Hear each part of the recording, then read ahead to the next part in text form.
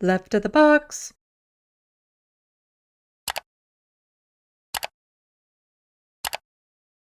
So, from Owen Jones, there is no evidence in Israel's dossier for UNRWA's staff being involved in the October 7th attacks. What?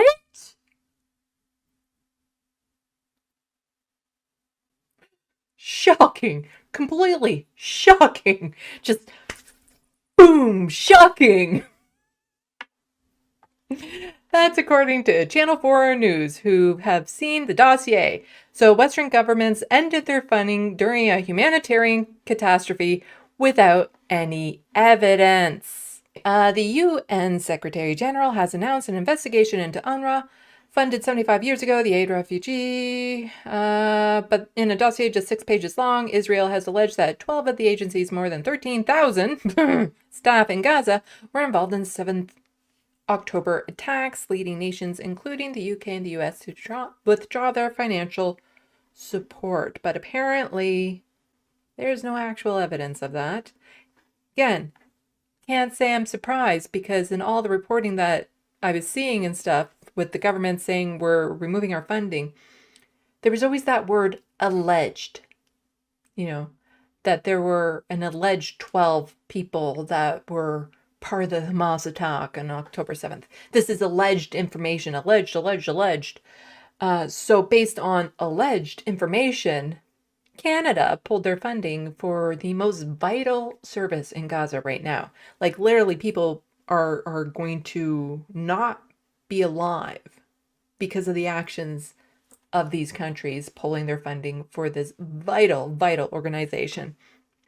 Not surprised. What, Israel lied to us? Never. This is, we all knew it was a farce to begin with. And just seeing the leaders of Canada, of the United States, go up there and say we're pulling our funding for this because of this alleged information was shameful. Completely shameful that they would do that. Especially, coincidentally, the same day the ICJ said, yeah, there's probable cause or probable genocide happening right now. And so what do our countries do? Well, we're going to pull our funding for the organization that has the infrastructure in place to actually disperse goods and food and medicine and stuff like that, so that they're incapable of doing that because of a potential 12 people that were involved in the Hamas attack. Those people, if they exist, weren't there on behalf of UNRWA. They weren't part of that attack representing UNRWA. They were just people who happened to work there.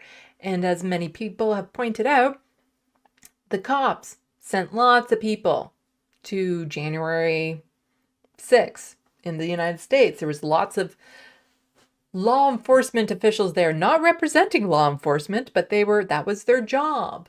And if you look at the Freedom Convoy here in Canada, same thing, lots of people from law enforcement involved with that. And if you look at any, large scale attack like that, you're going to find people of all different professions brought in for whatever extremist reason to commit this attack. And you don't hold all of dentistry responsible because one of them might be a dentist. You don't hold all farmers responsible because one of them might be a farmer.